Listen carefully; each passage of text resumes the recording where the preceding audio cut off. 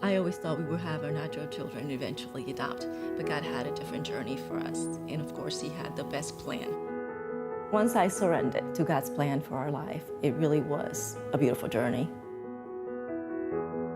We started planning for our family, and we started trying to have a baby.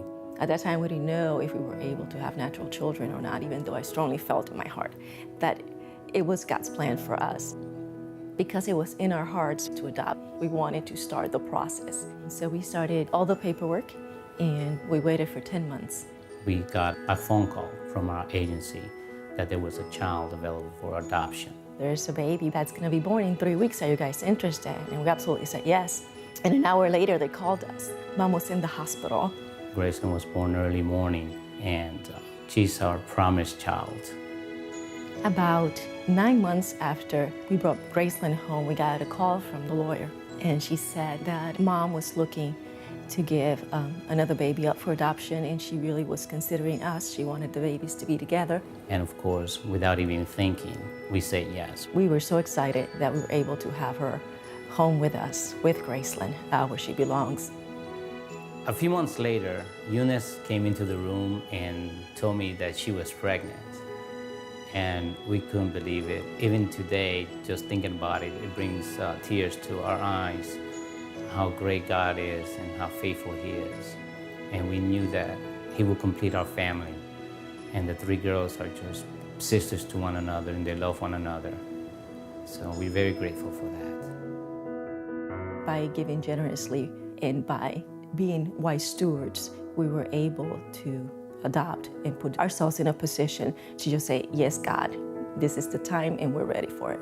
Our second daughter was adopted through the Florida Baptist Children's Home, which they house an office at the pregnancy center at church. So when the opportunity came up, I knew which agency to use. I am grateful for the people that come before us and that have invested in the church and other people, and I am grateful that we can reap the benefits. And I think the best way to thank them and the best way to move forward is by paying it forward. Giving is declaring in a tangible way that I trust Him, that He is who He says He is. Whatever we have, whatever we do, whatever it is that He has gifted us with, we give it all back to Him, unreservedly, without question. We should take the initiative and just give.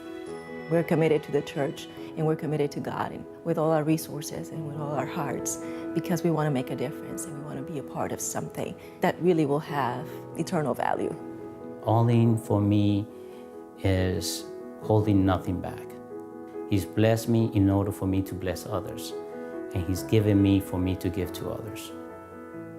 We had a missionary from our church who was going to Cuba, and we prayed, and my little girls, they said, Mommy, we want to give this money to him so he can go to Cuba and give it to the people there. We try to encourage them that that's the way we need to look at things, because God loves the giver.